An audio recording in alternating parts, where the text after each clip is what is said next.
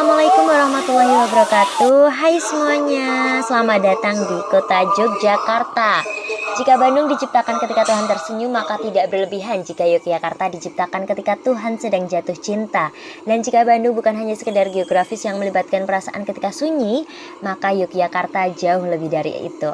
Tanahnya terbuat dari rindu, pulang, dan angkringan. Nah, sebelumnya terima kasih saya ucapkan kepada teman-teman semua yang telah mempercayakan liburannya kepada Narnia Tour and Travel. Seperti kata pepatah, tak kenal maka tak sayang. Perkenalkanlah saya, Nilam Ratnaningrum, yang akan menemani dan menjadi tour leader pada one day tour kali ini. Tentunya saya tidak sendiri, akan ada Bapak Ari yang akan menemani perjalanan kita sebagai driver. Nah, berangkat dari istilah The City of Culture ASEAN atau sebagai kota kebudayaan ASEAN, predikat tersebut diberikan oleh Forum ASEAN Minister Responsible for Culture and Art atau AMCA ke-8 dan pertemuan ke-14 SOMCA. Dengan istilah ini, maka Yogyakarta memiliki konsekuensi menyusun rencana yang memuat tema besar tentang Culture of Prevention atau budaya mencegah hal buruk.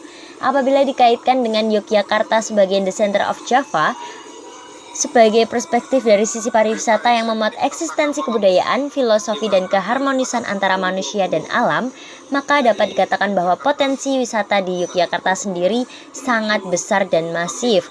Di dalam konteks kulturan filosofis dan tata kota ruang Yogyakarta yang membujur arah selatan ke utara, istilah ini dikenal sebagai sumbu imajiner antara panggung keraton Yogyakarta dan Tugu yang memiliki arti keseimbangan antara manusia dengan alam dan proses embrional dari lahir hingga kematian. Namun dapat disadari bahwa sumbu filosofis tersebut memiliki arti lain yang melambangkan the heart of Yogyakarta atau disebut sebagai pusat pariwisata kota Yogyakarta. So, perjalanan kita kali ini akan dimulai dengan penyewaan sepeda new concept. Kemudian nanti kita akan ke Panggung Krapyak, ke Keraton Yogyakarta. Kemudian kita akan makan siang di Gudeg Yujum. Lalu berjalan-jalan ke Malioboro, berfoto-foto ria di Tugu, dan yang terakhir berjalan dan nongkrong di angkringan Kopi Jos.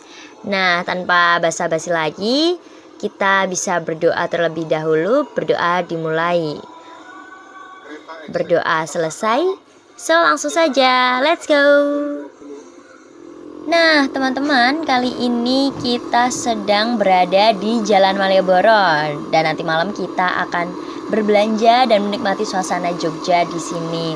Nah, di sebelah kanan kita ini terdapat Istana Presiden, di mana kalau presiden istirahat di Jogja itu di situ.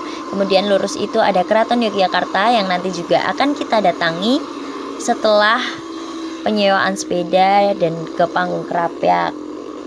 Selamat menikmati perjalanan yang ada di Yogyakarta. Oh ya, di sebelah kanan sini juga terdapat Museum Sono Budoyo dan juga alun-alun. Nah teman-teman, kali ini kita sudah sampai di destinasi pertama kita, yaitu Panggung Krapyak. Kita akan di sini selama 60 menit ke depan. Nah, siapa tahu nih, apa itu Panggung Krapyak? Yaps, betul banget. Panggung Krapyak adalah sebuah bangunan bersejarah berbentuk ruangan menyerupai kubus pada masa Kesultanan Mataram. Panggung Krapyak digunakan oleh Raja-Raja Mataram sebagai tempat pengintaian untuk berburu binatang. Dahulu, Krapyak adalah sebuah hutan yang menjadi tempat tinggal banyak satwa. Para Raja Mataram gemar berburu rusa atau menjangan di hutan ini. Untuk itu, dibangunlah sebuah tempat persembunyian oleh Pangeran Mangkubumi atau Sultan Hamengkubuwono I, berupa panggung sebagai pos berburu sekaligus sebagai daerah pertahanan dari binatang buas. Panggung Krapyak yang menyerupai kotak ini memiliki ukuran luas 17,6 meter kali 15 meter dan tinggi 10 meter. Dindingnya terbuat dari batu bata merah yang dilapisi semen. Pada setiap sisinya terdapat sebuah pintu dan 2 buah jendela yang berada di kanan kirinya. Bangunan ini terdiri dari 2 lantai. Lantai bawah terbagi ke dalam 4 ruangan yang dihubungkan oleh lorong. Lantai atas atau atapnya adalah sebuah tempat terbuka yang dibatasi oleh pagar di keempat sisinya yang digunakan sebagai tempat berburu binatang. Beberapa orang menduga jika bangunan ini juga digunakan oleh prajurit Mataram sebagai pos pertahanan.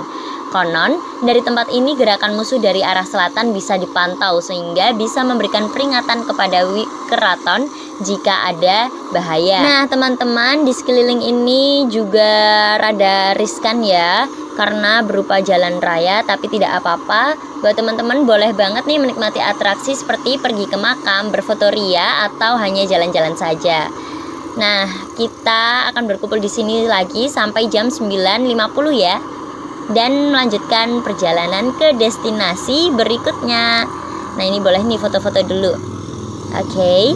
Kalau sudah, mari kita lanjutkan ke destinasi berikutnya. Teman-teman, kali ini kita sudah sampai di destinasi kedua, yaitu Keraton Yogyakarta.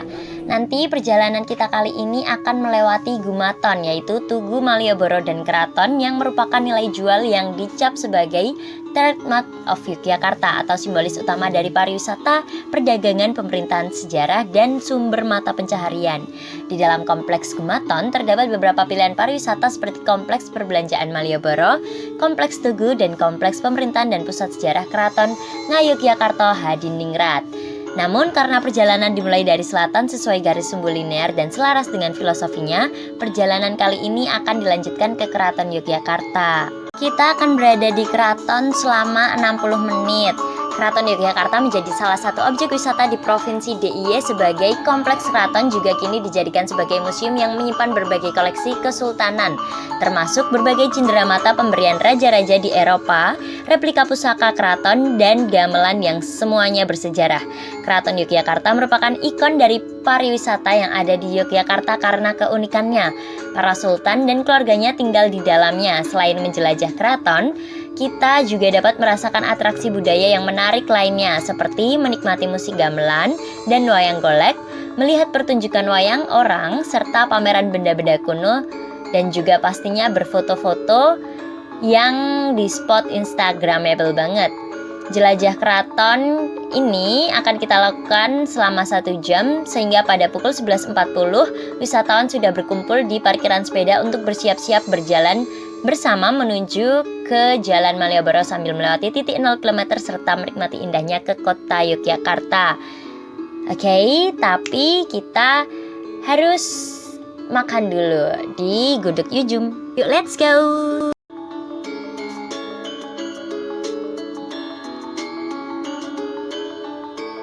Teman-teman, setelah perut sudah terisi, istirahat dan beribadah di Gudeg Yujum, kali ini kita sudah berada di destinasi berikutnya. Yaps, betul sekali, Jalan Malioboro.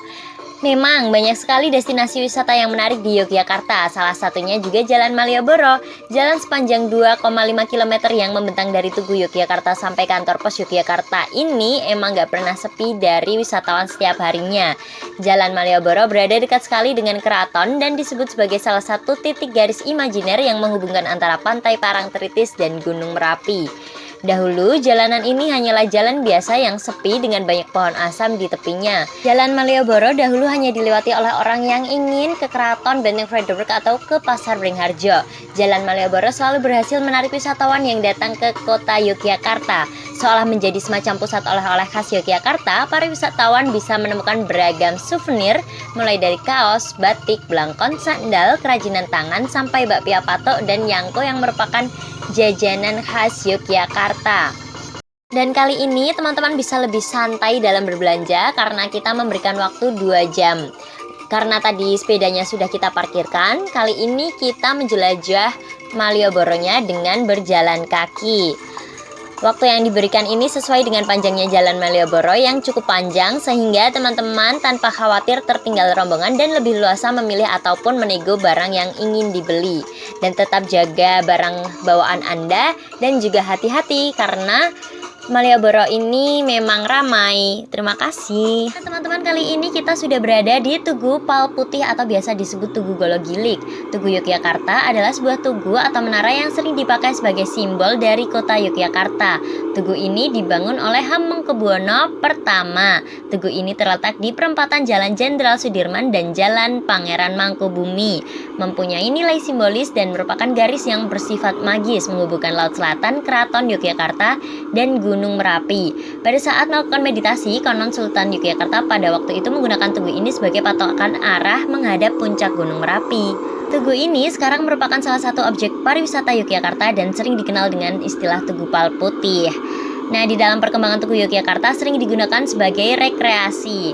Teman-teman bisa di sini foto-foto selama 1 jam aja ya. Kebetulan nanti kita akan ke Angkringan Kopi Jos, lalu pulang, mengembalikan sepeda dan kembali ke stasiun. Kali ini kita sudah berada di Angkringan Kopi Jos. Silakan menikmati makanan yang sudah disediakan. Kemudian kita akan kembali ke penyewaan sepeda New Concept dan kembali ke stasiun. Jangan lupa untuk periksa kembali barang bawaan Anda, jangan sampai ada yang tertinggal. Saya mewakili Narnia Tour and Travel, mohon maaf apabila terjadi kesalahan dan terima kasih. Sampai jumpa kembali, see you.